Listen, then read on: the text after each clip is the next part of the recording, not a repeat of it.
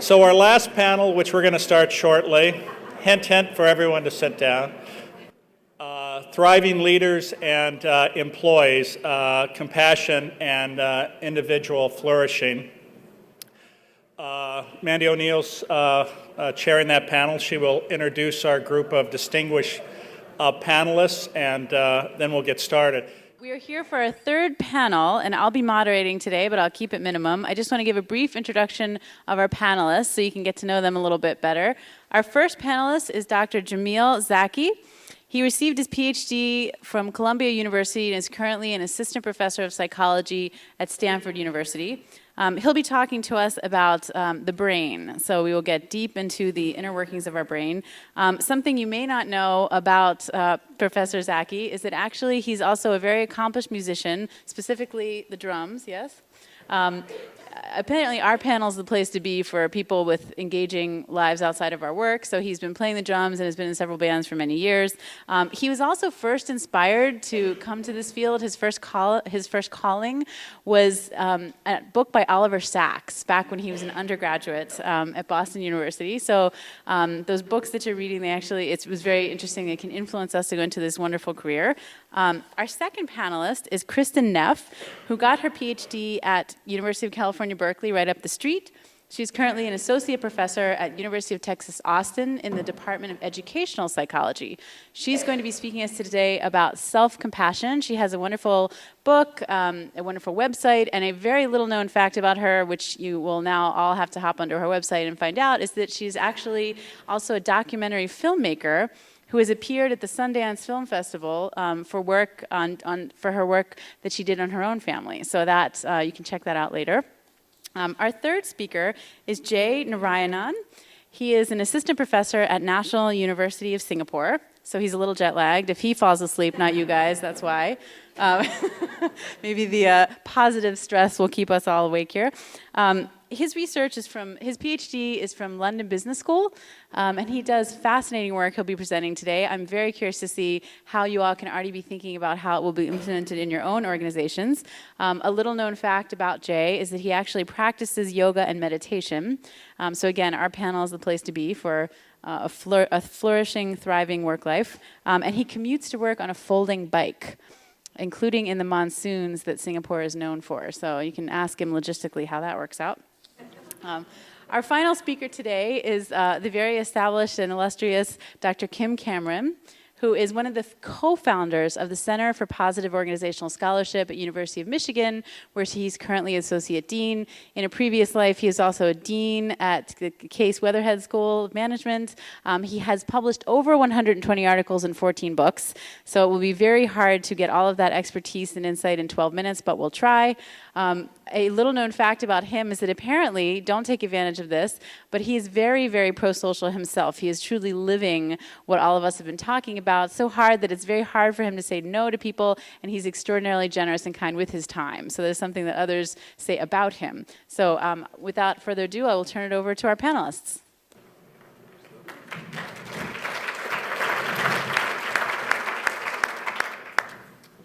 Great. Thanks for having me here. Thanks for that introduction.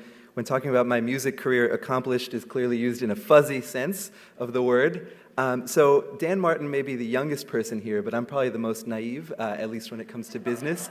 I'm not from the world of business, but from neuroscience. So I hope that I can present to you some of my work on prosociality, and maybe instead of telling you what the connections are to your fields, we can dialogue about that together, because I'd like to hear your thoughts on that. So I'd like to start by thanking my close collaborator on all of this work, Jason Mitchell, who's usually not this sleepy, and also the Templeton Positive Neuroscience Initiative for funding. So I'd like to start with the obvious. Human beings are the world champions of niceness. We're nice even to people who are not from our group and who can't help us back. So for instance, after the tragic earthquake in Haiti a few years ago, many of you might have seen posts like this on Facebook where you could text Haiti to some number and donate to the Red Cross's efforts there. This created a wildfire of philanthropy, one of the largest private donation campaigns in history. Much less common were posts like this actual Facebook post I saw a couple of days later. To donate money to me, please text an address to this number and I will meet you and pick up either cash or check. So the interesting thing is that this guy on the bottom here is actually demonstrating what is considered normative by many theories in economics and evolution. Right? He cares about his own outcomes and not about the outcomes of strangers who live thousands of miles away. But we don't see his behavior as normative, and we don't even see it as counter-normative. We see him as missing out on something about what it means to be human. And having gone to high school with him, I can confirm that he's missing something. What it is, we may never know. So what is it about human beings that makes us so inclined to help each other? Well, there are lots of answers to this question. One really good answer that a lot of people have put forward is that we're great at controlling our behavior, right? So we're great at, there might be things that we don't want to do, right? You want to have that bar of chocolate, but you know it's not great for you. So we're able to kind of suppress that desire and instead engage in actions that we know are wise and will help us in the long term.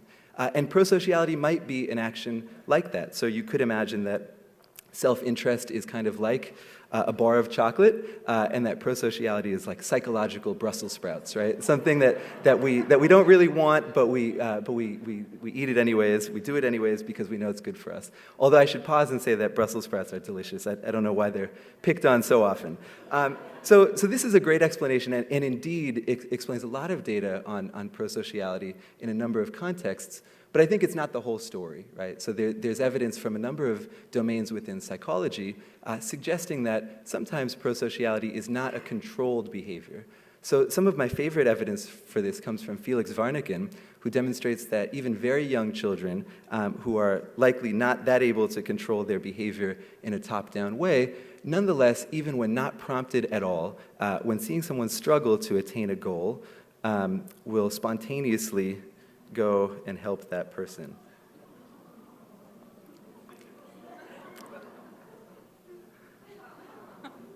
So in addition to being insanely cute, I think that these types of demonstrations suggest that there really is something beyond just self-control that might motivate prosociality. So here I'm going to argue specifically for one mechanism, which is that far from being Brussels sprouts, prosociality might be experienced as psychological chocolate, right? So it might be something very rewarding, and the same way that food or water or sex are rewarding, and that engaging in prosocial acts might be a form of reward seeking, the same way as foraging or dating are sort of escapades in which we engage towards seeking reward. So I'll support this claim with two pieces of evidence quickly. One, that prosocial acts engage or exhibit the neural signatures associated with reward, and two, that they exhibit behavioral patterns consistent with reward seeking. So we'll start right away with neural signatures of reward. So without knowing too much about neuroanatomy, I think it's enough for you guys to just come away with one point here, which is that that reward is really stably represented in the brain's dopaminergic system, and specifically a ton of work in human cognitive neuroscience has demonstrated that rewarding events tend to engage dopaminergic targets, and especially the ventromedial prefrontal cortex. So this region here, seen from the kind of left side of the head, is kind of right under your forehead, sort of. And this region responds to all sorts of rewards: food when you're hungry, water when you're thirsty, money, pictures of beautiful faces, paintings, songs that you like, you name it. If it's rewarding, this region responds to it. So we wanted to see whether this region would likewise respond to prosocial actions. So we tested this using a very simple paradigm. If Jason was our subject, he might make a bunch of choices like this, where he chooses between an amount of money, giving an amount of money to himself, or giving another amount of money to another person. He made 200 or subjects made 200 choices like this, and critically, sometimes the other person stood to gain more than the subject themselves, whereas at other times, the subject stood to gain more. So this creates kind of two dimensions to the decisions that people could make. On the one hand, they could be self-serving by taking money for themselves, or generous by giving it to other people. On the other hand, they could uphold a particular prosocial norm, which is doing what's best for the pair of individuals, instead of for any one individual. So this would mean giving to whoever stands to gain the most, either yourself or the other person. It's a form of fairness. Hopefully that makes sense. So we can break this down into all the types of decisions a person could make. So Jason could be a real jerk and take a smaller amount of money for himself, as opposed to giving a larger amount to this confederate. And this would be self-serving, yes, because he'd be giving to himself, but it would also be unfair because he wouldn't be doing the best thing for the pair. He could be generous and fair by giving the larger amount to another person, but he could also be self-serving and fair by taking the larger amount for himself as opposed to giving a smaller amount to another person. So we scanned people while they made these choices with fMRI, and this allowed us to look for regions of the brain that were more responsive when people made fair as compared to unfair choices.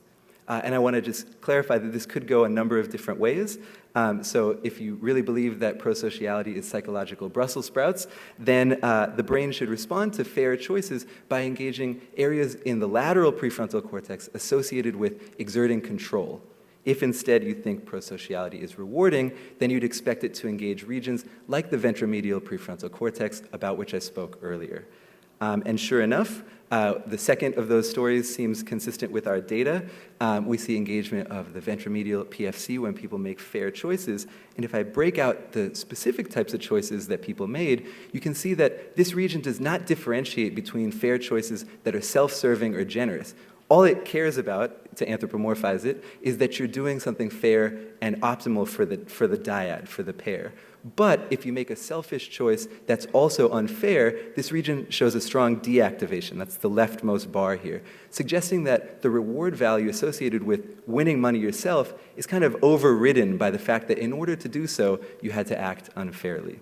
Okay, so quickly, I'll move on to another kind of signature of reward, and this is a behavioral signature of reward. So reward seeking is interesting because it causes us to do all sorts of things that are not necessarily in our best interest. So one really big feature of reward seeking is that it's impatient. So we often will accept a smaller reward now instead of a larger reward later. I'm sure everyone here is familiar with the marshmallow studies that demonstrate that effect in children, and adults do it too. But I wondered whether, if prosociality really is rewarding, maybe sometimes in trying to be prosocial, we might even do something that's not in the best interest of someone else. So I think of this with respect to the phenomenology of gift giving, right? So you can imagine that you are walking down Madison Avenue and you see a perfect gift for your mom's birthday, except her birthday is 2 months from now. So you could do the best thing for her and kind of wait patiently, give it to her on her special day, and make her birthday all the more special. Or if you're like me, you'll call her the next day and say, "Look, Mom, I got you this great present," and ruin the surprise, right? So I wanted to see whether people were likewise very impatient in the prosocial decisions that they made. So I used what's known as a standard temporal discounting task. So here people make decisions between having $10 for right now or a larger amount that varied at a delay that also varied. So for instance, $18 in about 6 months, $22 in 2 months, and so forth. And sometimes they made these choices for themselves. And we know that people are very impatient when they make such choices and often will accept smaller rewards now instead of larger ones later. Critically, though, in a separate condition, we had people make the same choices, but they were framed as gifts that they were going to give to another person, right? So this is an anonymous prosocial act in which they'd engage.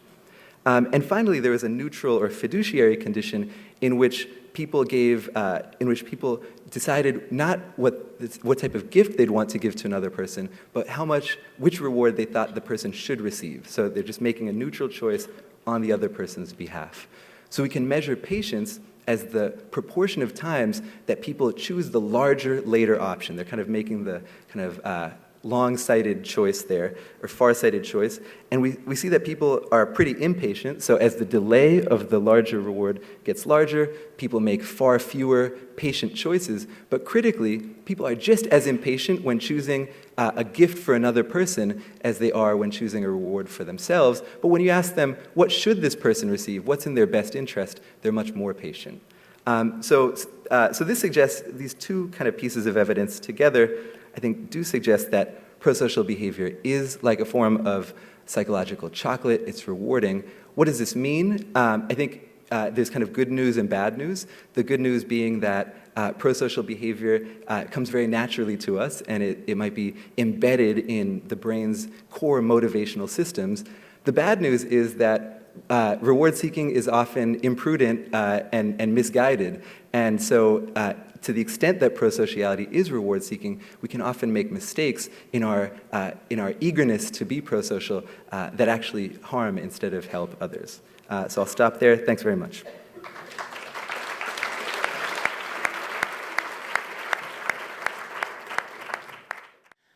Okay, so I'm going to talk about self-compassion and individual flourishing. And I actually think that I may be the most naive person about business, so I'm not going to really talk about the business context, but again, at the end, maybe invite you to think about how this might be applied to the workplace. I first got interested in self-compassion actually in Berkeley when I was a PhD student. I was going through a lot of stress, and I decided to learn how to meditate. You know, when in Rome, do as the Romans. When in Berkeley, learn how to meditate. And the first night I went to the group, the woman talked a lot about having compassion for others as well as yourself, and it really made an immediate change in my life. I saw the benefits almost right away. And then after Berkeley, I got a postdoc with one of the country's leading self-esteem researchers. And so I want to start with some of the problems that researchers have found associated with self-esteem to kind of set up offering self-compassion as an alternative. So how am I defining self-esteem? Basically, self-esteem is a global evaluation of self-worth. Am I very good? Am I very bad? Or somewhere in between? And for years and years, as you know, there was a big movement to promote self-esteem in the schools for adults. And yes, that is the complete idiot's guide to self-esteem, kind of an oxymoron, but you know, thousands of books were written on it. And the reason psychology was so in love with self-esteem is that we know if you have high self-esteem, you're going to have better psychological well-being, less depression, less anxiety, etc. If you hate yourself, you're going to have a lot of problems. But again, psychology is starting, or maybe has fallen out of love with self-esteem, partly because there are potential problems. And the problems are not if you have it, but how you get it. There are more healthy and less healthy ways to feel good about yourself. Probably, maybe the most problematic is that to have high self-esteem, we need to feel special and above average. We all need to feel special and above average. Anyone notice a slight problem with that? Like maybe logical impossibility, right? And yet I bet if any one of you, I said your work performance, your academic work was average, you'd feel horrible about yourself. If you told me this talk was average, I'd be like devastated, right? So it's not okay to be average. So what happens is need to be above average sets up this constant process of social comparison. You know, how am I relating to that person? How is that other person relating to me? And that process of social comparison itself can set up some nasty social dynamics. One is that some people take this very seriously and start becoming narcissistic. They aren't just above average, they're superior. And in fact, researchers are documenting that over the last 20 years, there's been a dramatic rise in narcissism among college undergraduates, and that's attributed to the self-esteem movement in the schools. Another problem is things like bullying and prejudice. Why do middle schoolers start bullying? Largely to raise their self-esteem, right? I'm more powerful than you, you're worse than me, you're kind of a weird kid, I'm a cool kid. And also, why are people prejudiced? Why do people want to feel like their political party or their racial group is better than others? To some degree, because they want to feel better about their own group and therefore better about themselves. A very big problem with self-esteem is that it's contingent on success. Right? So the three most common domains of self-esteem contingency are social approval, especially now probably how many friends you have on Facebook, right? perceived appearance, and actually for women, this is by far the strongest domain in which we invest our self-esteem, and then also success and value domains like business success or athletic success. And of course, the problem with this is you have self-esteem when you succeed, but what happens when you fail? You know, your self-esteem deserts you precisely at the moment that you need it most. And also our self-esteem can go up and down based on success or failure. So because I was practicing self-compassion in my personal life and seeing the problems in my academic career, I thought that self-compassion would be such a good alternative to self-esteem. Instead of judging ourselves positively, self-compassion involves relating to ourselves kindly, being concerned with our own suffering, and desiring to alleviate it. So when I first thought I'd do research on this, I knew I had to operationally define it. So I defined self-compassion as having three main components. The first is probably the most salient or obvious. That's treating yourself with care and self-kindness as opposed to harsh self-judgment.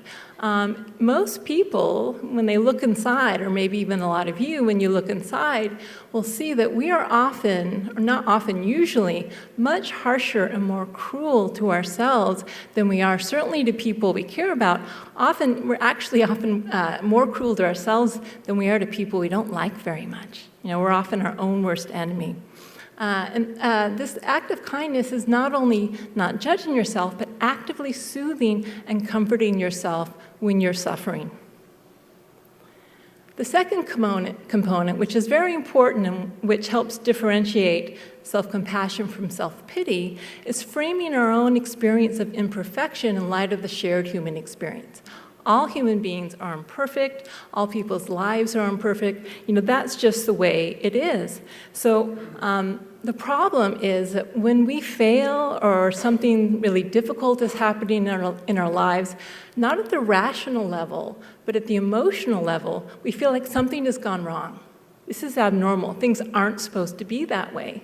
You know, even though of course they are because we're human beings. But when we feel things aren't supposed to be that way, we feel very isolated. And that sense of isolation is very psychologically damaging because we know evolutionarily, if you are cut off from the group, you're a dead monkey, basically, right? So this is a problem with not having self-compassion.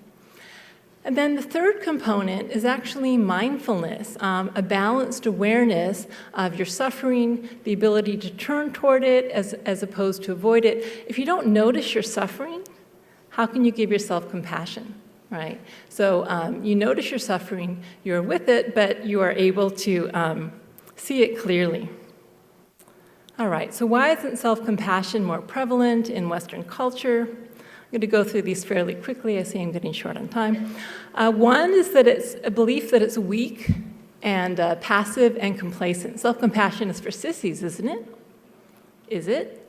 You know, some of the strongest, most powerful leaders of social change use compassion as their instrument of change. Sometimes compassion can be fierce and say, this suffering is not okay. There's confusion with making excuses, right? Doesn't saying I'm only human mean you're blowing off responsibility. Well, it's actually just the opposite. Because if you know you can admit your failures and mistakes with compassion rather than self-criticism, it's actually easier to accept responsibility for what you have done. But the number one block is the belief that we need our self-criticism to motivate ourselves. Okay? And if you think about the motivational power of self-criticism, the idea is if we reach our goals, we'll have higher self-esteem and self-worth. If we don't, we're going to beat ourselves with the whip, right? There is another way. Oh, I'm off. I'm looking at the wrong. Sorry. Okay, so that's the carrot and the stick approach.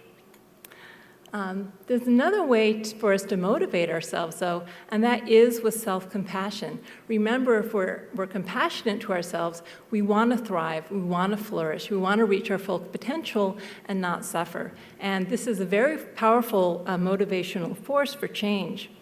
And we can see this if we look at, the really good example is parenting. Let's say there's a high school student who comes home from school with a failing math grade. Okay, so a father has two ways to try to motivate his child to do better. The first is with harsh criticism. He says, "I'm ashamed of you. What a loser. You'll never amount to anything." Doesn't that make you cringe? And yet, isn't that exactly the type of thing we often say to ourselves? Right? What if the father takes a different approach and says, "Hey, bummer, you must be really upset. Hey, I love you anyway, it's okay. But I know you want to go to college. We need to get your math grades up. What can I do to help? How can I support and encourage you?" And that's going to be much more effective in the long run for motivation. So you might say that self-compassion provides the optimal emotional environment to be able to do your best, right? If you criticize yourself all the time, you undercut your own confidence, you're anxious and stressed, which isn't actually good for motivation. But if you're kind and caring toward yourself, you're more able to do your best. But there is a caveat, if possible. Yeah, well, the Dalai Lama never had to deal with your whining. Right? So self-compassion also recognizes that even though we want to do our best, we're still going to be imperfect human beings. So I just want to talk briefly about the research on self-compassion. So it started really about a decade ago, and now it's being conducted all over the world. We see this nice exponential growth curve in the amount of research being done on self-compassion, which is really exciting. Probably the majority of this is done with a scale I developed to measure self-compassion using very face-valid items, but this is really starting to change. People are now looking at self-compassion interventions or mood manipulations. Again, the bottom line is self-compassion is strongly linked to well-being. So things like reductions in anxiety, depression, and stress, but is equally linked to positive well-being. So if you have self-compassion, you're going to be more satisfied with your life, happier, and more optimistic. And that's partly because if you think about it, what is self-compassion? It's turning toward your suffering and embracing it with love and kindness. So as you're reducing your suffering, you're also generating this positive emotion of care and connectedness. There has been research comparing self-compassion and self-esteem, and you might say it offers the same benefits in terms of mental health, but without the drawbacks. So it's not associated with social comparison. The sense of self-worth is not contingent, right? Self-compassion steps in precisely when self-esteem deserts you, and it has no association with narcissism. It's linked to coping and resilience, coping with stress. Some nice work my dissertation student's defending next week, looking at vets coming back from Iraq and Afghanistan, and it's a strong protective factor for not developing PTSD. Study of divorce shows that it's the single most important factor for predicting how well you cope with a divorce. It's linked to a lot of health behaviors, things like being able to stick to your diet, exercising, quitting smoking, visiting the doctor when you need to. Again, a lot of research now supporting that, in fact, self-compassion is associated with greater motivation to learn and grow. The standards, you might say the goals of self-compassionate people are just as high. The difference is they don't get so upset when they don't meet their goals, and that means they're less afraid of failure, they're more willing to take risks because they know they'll treat themselves compassionately if they fail, and they're also more likely to try again when they fail. Okay, so self-compassion is also linked to concern for others. Right? So when you meet your own emotional needs, you're also more able to meet the emotional needs of others.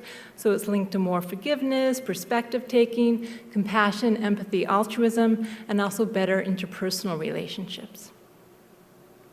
So I just want to briefly say that self-compassion can be trained.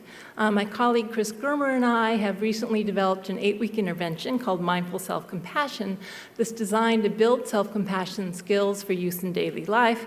We do use meditation, but also a lot of informal practices. And we just published a randomized controlled trial of the program where we randomize people to either our intervention or a waitlist control group.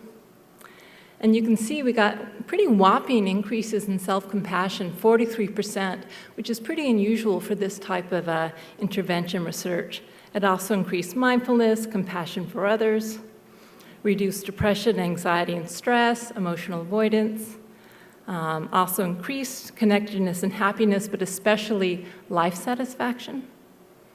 And all the gains were maintained for at least a year. We didn't follow people after a year, but there was no loss in the gains associated with the program. And in fact, this is self-compassion here, but life satisfaction significantly increased at 1 year.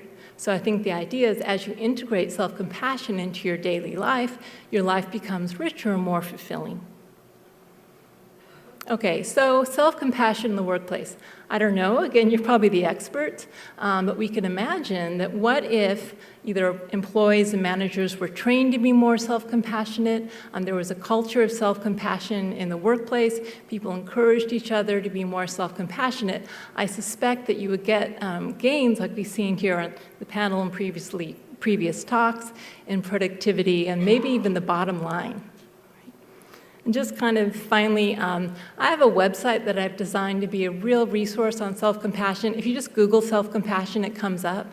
You can calculate your own self-compassion level. I've got videos. Almost the majority of research that's been done on self-compassion is on my website, guided meditations and exercises. So if you're interested, hopefully this will be a good resource for you. All right, thank you. So it's 3:05 in the morning for me, but I'll try and stay awake. So I'm going to talk about forgiveness and what holding on to grudges can do to you. Okay, so if you look at the evolutionary psychology literature, there is a case to be made for holding on to grudges. It enforces social norms. It allows justice to be preserved in groups. So there is a case for revenge in groups, but there is also a case for forgiving people, because when there is a culture of care and compassion, these groups outperform other groups that don't have that culture of care and compassion. So the real research question here is, what are the costs of holding on to grudges? That's where we began. That's our first research question here. So forgiveness. So what is forgiveness? So if you look at the definition of forgiveness, it's to have benevolent motivations regarding the transgressors. So that's the highest form of forgiveness. Decreased avoidance is kind of a lower form of forgiveness, where you don't avoid the perpetrator, don't avoid the transgressor. The third is the least kind of level of forgiveness is a reduced desire to seek revenge. So at the highest, forgiveness is actually having benevolent cognitions about the person who transgressed you. So in the first study, what we did is, so before I get to the study, I want to get to what motivated the study. So there is a stream of literature in psychology around perception of geographical slants. So when you look at inclines in the world, in your visual space, they don't appear, it's not as though they appear objectively the same to every one of you. For example, if you carry a picture of a loved one to the lab, when you come into the lab, and you're asked to estimate the angle of these hills, they actually appear less steep because you feel there is social support. If you're carrying a heavy backpack, a hill will appear steeper to you. Okay, so your perception of the visual world is not objective. It is actually a subjective experience.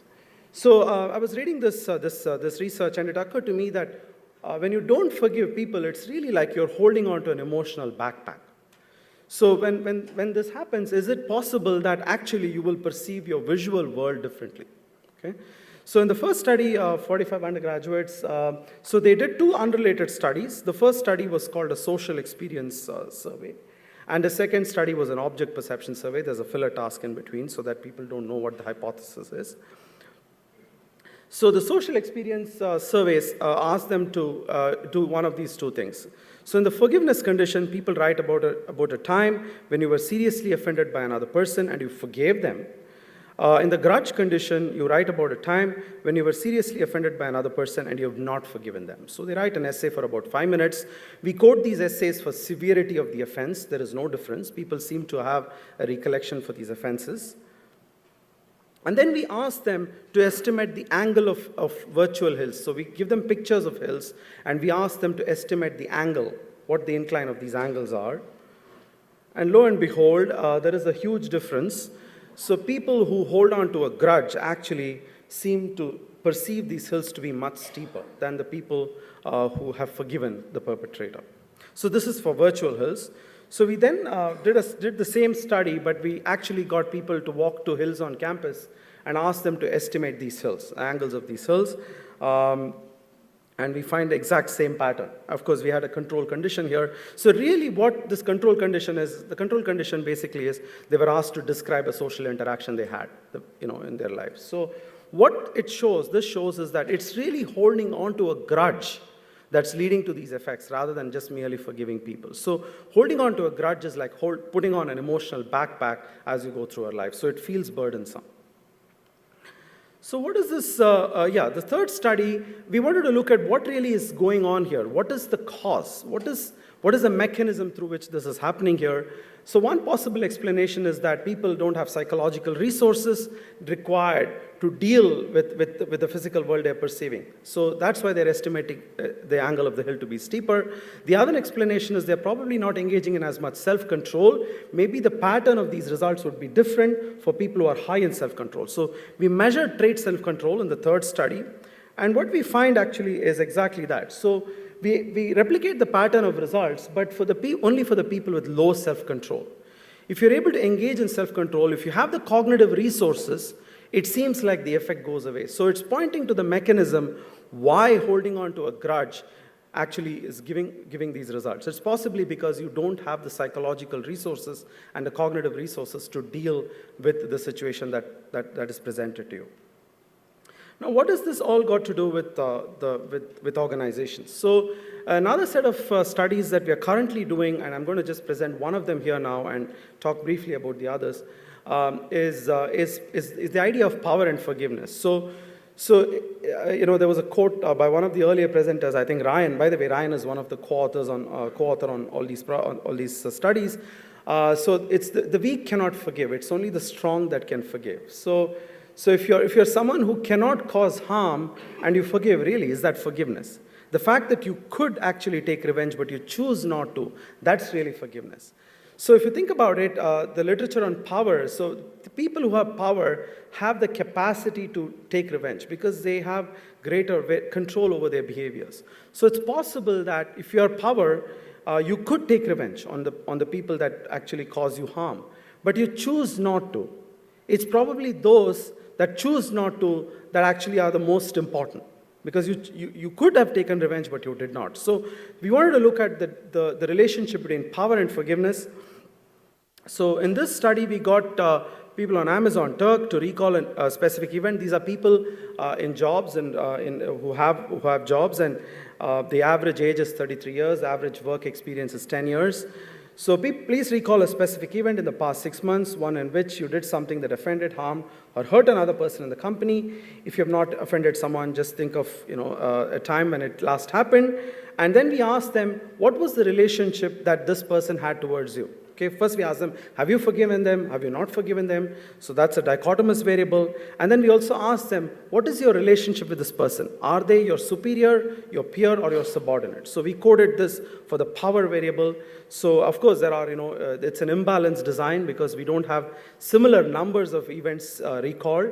There are much fewer incidences where the offender was actually higher power than them. It was usually people who were peers that people recalled. And then we also had a measure of compliance. So why measure of compliance? So the idea is that when a high power actor who could have harmed you but forgave you, that leads to the greatest transformation in you. You really feel that you must change now because they could have taken revenge on you, but they didn't. So compliance is a kind of a way to get at it. So with compliance, we are measuring how much people complied to a request that this person asked of you. Okay? So this is the pattern of results. It's not very clear there, but basically what it shows is that when you're a high power actor and you forgive, that's when people are most compliant to your request, following the transgression. So the idea here is that if you're powerful, but you chose not to actually take revenge, that's when it leads to the greatest transformation in the person that was victimized. Okay? That doesn't mean that leaders should actually transgress and forgive their subordinate. So that's not the idea here. So the paradox here is, the paradox of power is, power leads to seeking revenge. We know this. Power is egregious. It leads to all kinds of negative consequences. Yet forgiveness by the high power actors are actually seen as most authentic, are seen as most valuable. So there is this paradox here. I did not see Kristin's slides before, so we do have Gandhi and Nelson Mandela in common. So great leaders seem to know this. So they seem to know when to forgive. So there are stories of Gandhi who forgave his perpetrators in South Africa, and Nelson Mandela, in very nicely portrayed by Morgan Freeman in Invictus, where he forgives the apartheid regime. So these are examples of great leaders. I think perhaps one of the reasons that makes them great is because when they could have taken revenge, they chose not to. And that's what makes them great. So there is a practice in the Jain religion in India. It's actually called the Kshamavani Day. It's a day when you actually seek forgiveness from the people that you may have wronged, intentionally or unintentionally, and you forgive the people who have wronged you. So it's actually a very nice practice where it's done. It's an annual ritual that people in the Jain religion engage in. It seems like a very adaptive practice to find that peace for yourself, because when you forgive others, it seems like you are not carrying that emotional backpack that allows you to live a burden-free life. Okay, so the final idea here is that I think we need to let go. There is some value to revenge, but it's self-compassionate response, actually more than anything else, to let go when you feel that you've been transgressed upon. We're now working on some interventions in organizations. We're looking at whether we could create a forgiving culture that Ryan talked about earlier. What are some of the interventions that could create a forgiving culture? So one of the interventions we are looking at is one of the breakout sessions, the TLEX program. We are actually going to study that to look at whether these interventions can create a more forgiving climate in organizations. And we're also looking at other things, the idea of mudita. Mudita is this idea that you can rejoice in another person's success rather than envy the other person's success. The other research interest I have is on envy in organizations. So we're looking at the idea of mudita, where you don't need to be successful in order to be happy. You can rejoice in somebody else's success. In fact, if you can do that, you're always going to be happy because there's always someone who's successful around you. Okay. So that's all I have for you. So if you want to know more about what I do, please talk to me during the breaks. Yeah, thank you. So I have promised my colleagues at the University of Michigan that I will take careful notes,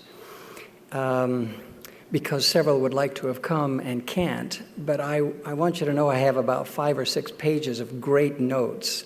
So I appreciate my colleagues for having such a fruitful day so far.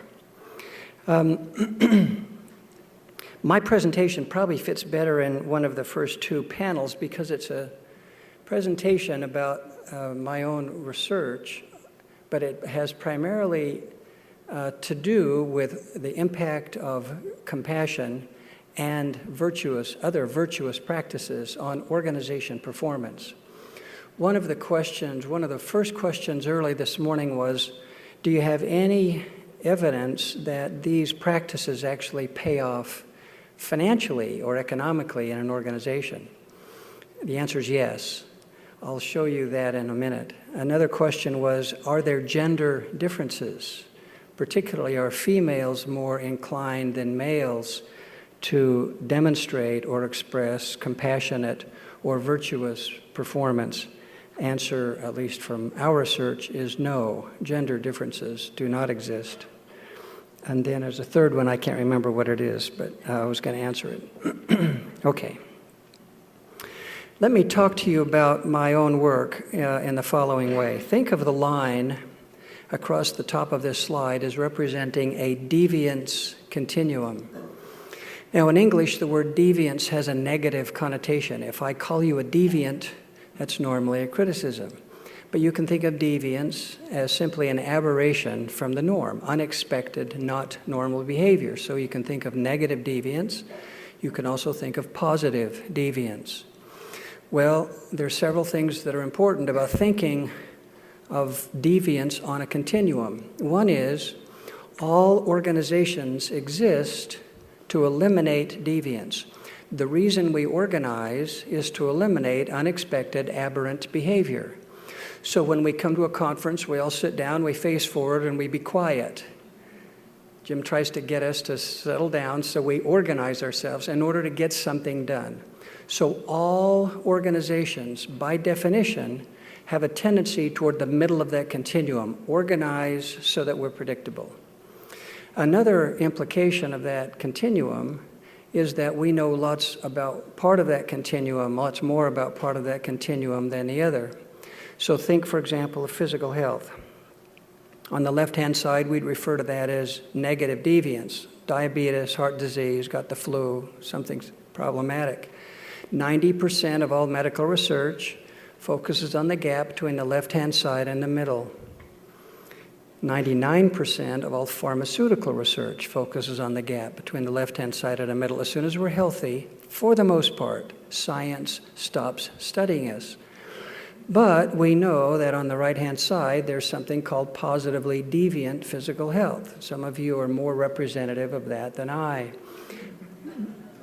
Olympic fitness levels, ability to run a marathon. I have 2 students in my MBA class who are Ironman competitors. That's 2.4 miles of swimming, followed by 112 miles on the bike, followed by a full marathon all at once. That's going as fast as and hard as you can go for 12 hours. Positively deviant physical health. Psychologically, we know 99%, especially up until about the last 5 or 10 years, 99% of all psychological research is focused on the gap between the left-hand side and the middle. Depression, anxiety, stress, burnout, failed relationships, and so on. So the middle part is subjective well-being is fine. Happiness quotient is at my set point.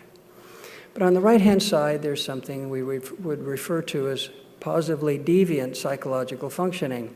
Now, one example of that is Csikszentmihalyi's Flow book, but you've all experienced an experience, you've all had an experience where you're so engaged in a task you care about, you lose track of time, you lose track of physiological needs. If you put electrodes on your brain, you're using more of your brain capacity. We'd call that a state of positively deviant psychological functioning. Okay.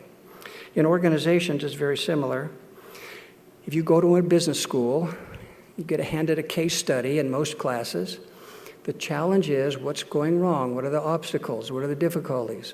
What are the problems? Come up with some recommendations and defend yourself. In other words, get yourself effective. Eliminate unethical behavior. Make sure relationships are fine. Make sure that there's no conflict. So by and large, we stop studying organizations when we reach the middle. My question has been, how do you, well, I refer to the left-hand side as deficit gaps, the right-hand side as abundance gaps. My question has been, how do you get an organization to go from the middle, effective, we're doing fine, thank you very much, we're making money, we're number 1 in market share, customers are happy, we're whatever, the biggest there is. 2, we are extraordinary, spectacular. That is, we are almost unbelievably excellent in our performance. There are a few examples, but not a lot of examples, of organizations we've discovered, written books about them, written articles about them.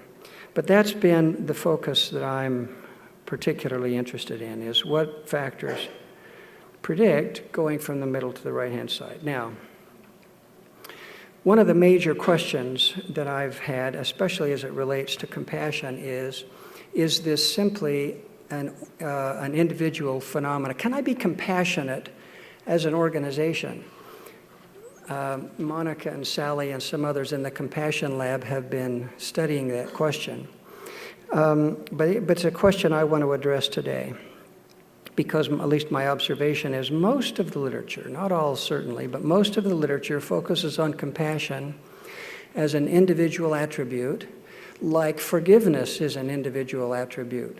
And the question that I've had is, can you ever identify institutionalized compassion or institutionalized forgiveness. What would an organization look like when it actually is embedded in the culture of that organization? So the instruments that have, I'm going to slide this down so I can see it. The instruments that have been developed for the most part are individual in focus. I'll share with you just one study where we decided that since there was not an instrument, we felt like we had to create one. So it was an instrument that measured several things, but one of them was compassion. Here are a bunch of items, which I would be happy to share with you, measuring compassion.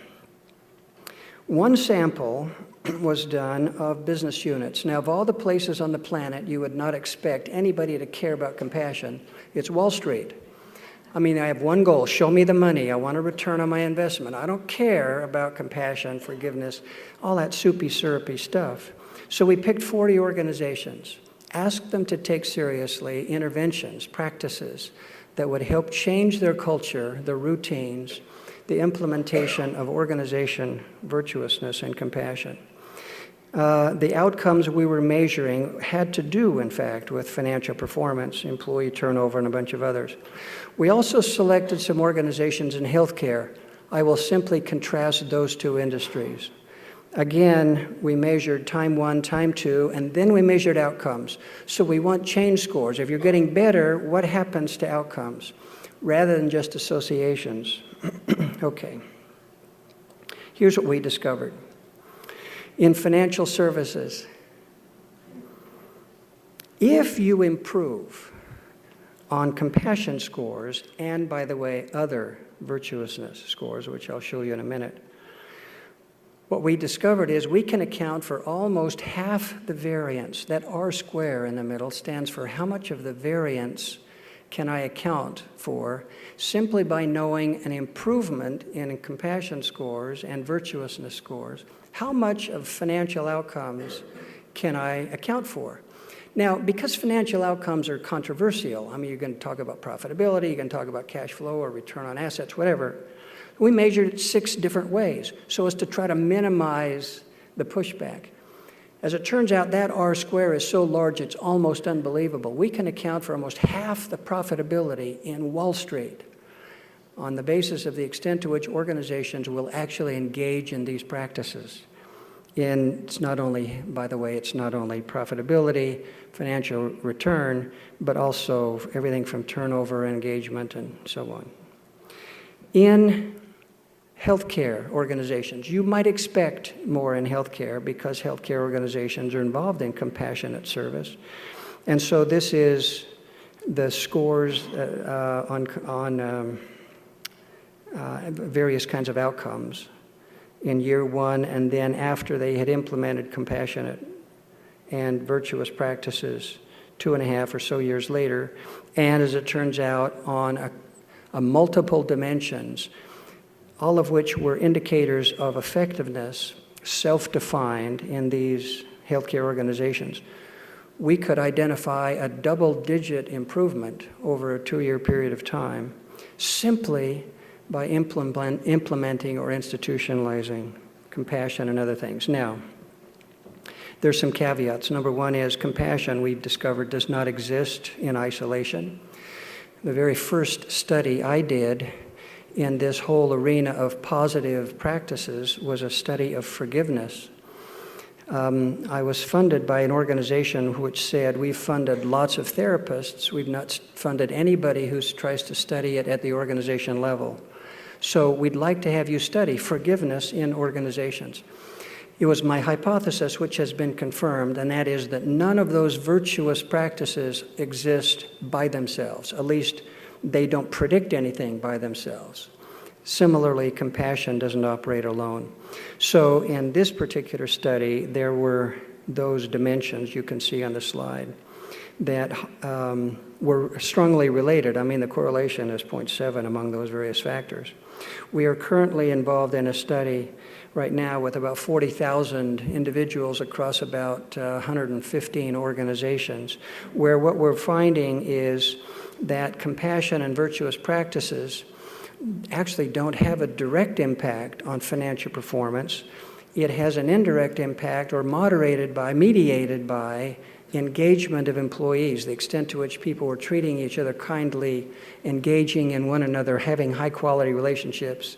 The relational coordination activities going on was, in fact, the factor that determined that whether or not compassion and virtuous practices would have an impact. I finished before you had to hold up the 0 sign. That was my goal. Thanks.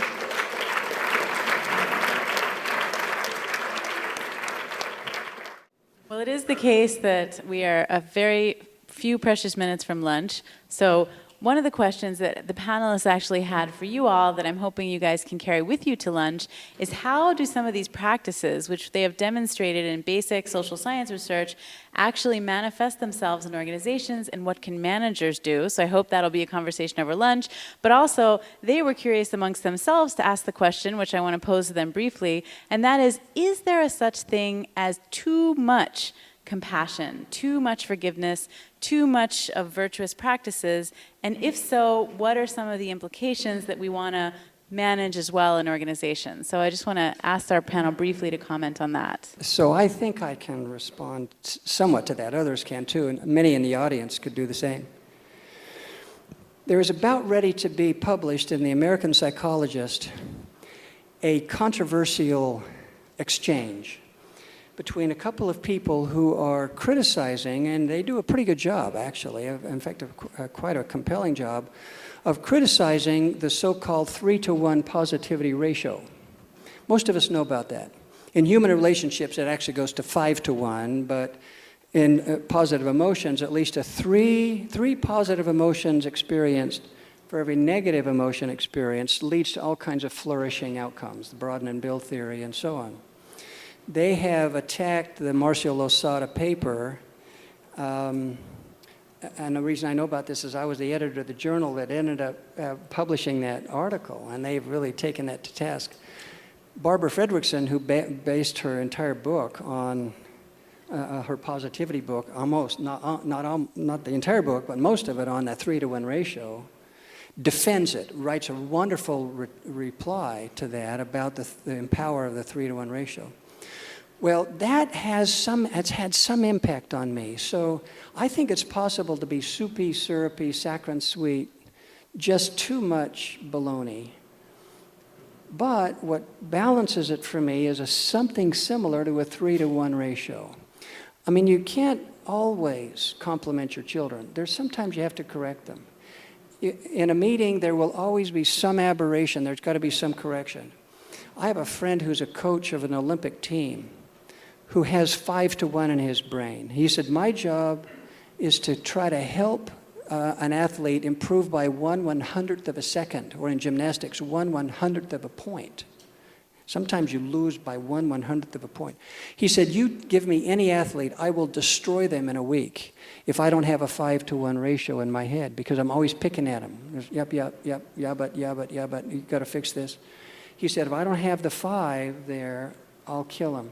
Well, on the other hand, if I don't have the 1, they'll never get better. So I think it's possible to be too compassionate, too positive. The 3-to-1 ratio or the 5-to-1 ratio helps me.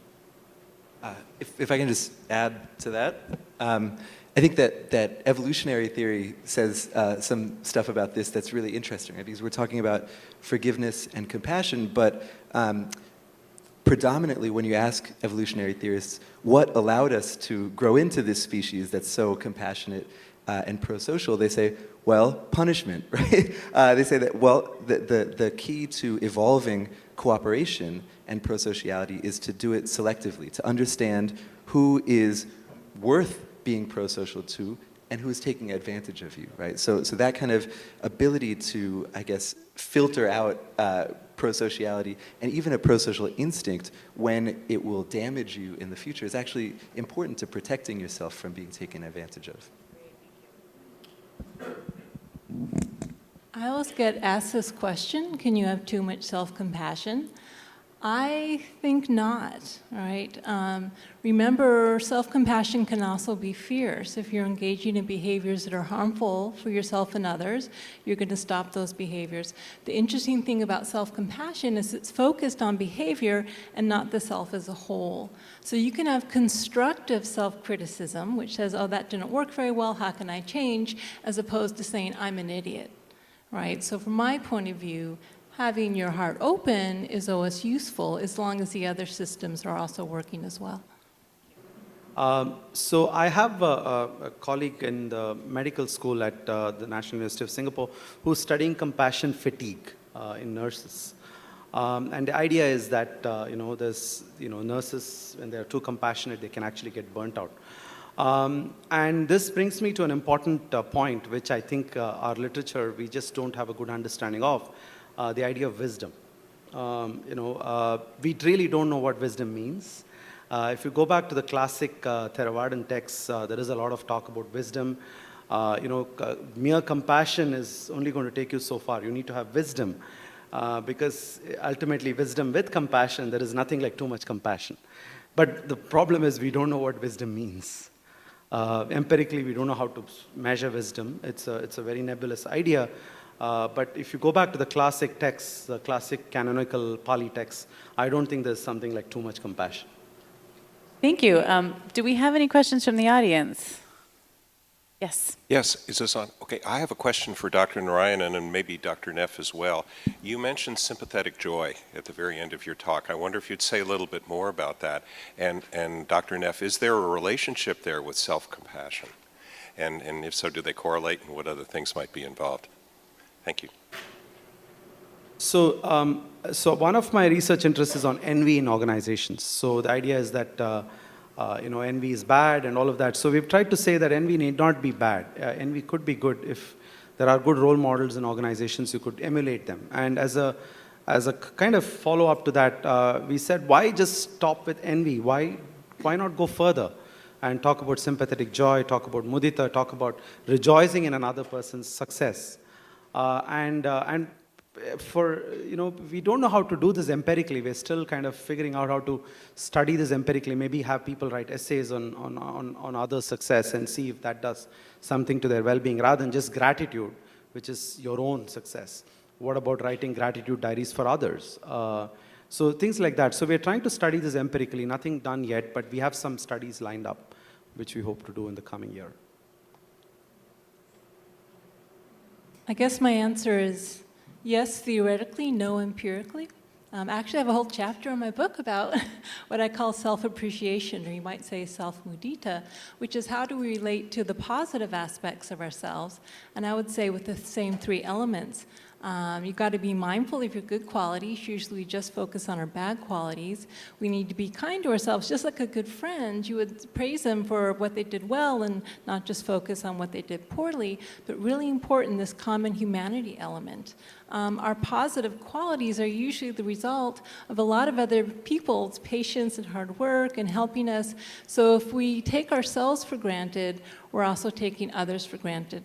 It's been on my agenda for many years now to make a self-appreciation scale, but I still haven't gotten to it, so I can't say whether or not they're empirically related. A question from this side? Yes, as an executive coach focused on leadership, I constantly see leaders struggling with intrinsically they want to be one who's leading with empathy, creating in a collaborative environment, being compassionate, or creating the vitality flow on this end. But they are in an environment where they say it's too political, everybody's after their own self-interest, I'm trying to be a giver, and I'm in a circle of takers, and I'm being taken advantage of. And so it seems often their choice is either A, opt out of the organization or of management, B, sink to the level of behaviors around them, or C, find a way to have an impact in that environment. And I'd love to hear any examples or studies or anything you've seen where there's been success in that third arena. We talked a lot about strides in corporations, but it's often about funds where people who are down low get helped by people who are doing fine and they feel good. But what about when it's in a competitive environment and there are self-interest needs and a leader is trying to be the giver? Very short answer. I can't, is Adam still here? Answer is read Adam's new book, Givers and Takers. He literally, it's full of things like that, full of responses to that very issue. Do we have time for one more quick question, or should we continue the conversation over lunch? Okay, one more quick question. My question really follows on to hers.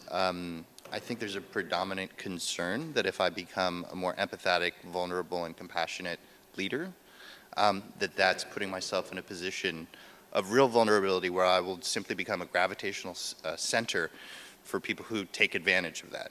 So in other words, any organization or company that implements the kind of processes that are being discussed here becomes kind of a victim. And I was wondering how you would respond to that I think very common thought. I'd just like to say one quick thing is that compassion can't just be reserved for others, right? One of the reasons I think we need it for ourselves, we need to include ourselves in the circle of compassion, is that if you have compassion for yourself, you won't let yourself be taken advantage of by others. So if compassion's for everybody, including yourself, that's kind of a protective factor against letting yourself be taken advantage of. Again, sometimes self-compassion says, no, that's not okay, but you cut no one out of your heart. You can still forgive, you can still see them as human beings who are struggling, and maybe there's some reasons they're taking advantage of you. So, I think both are necessary. I do appreciate the kind of angst that those two questions are coming from. When I teach executives, I get similar pushback when I say, be giving and, you will ultimately receive back. I call it the law of corporate karma. But yeah, so there's some actually good empirical evidence. So Frank Flynn, who's at Stanford, he looks at helping and looks at, there are two, when you see helping, there are two things about helping. There's the magnitude of helping and then there's a frequency of helping. So if you look at it, if you do too many large favors to people, then you're going to actually find that you don't have time to do your own work. You're going to simply be doing other people's work.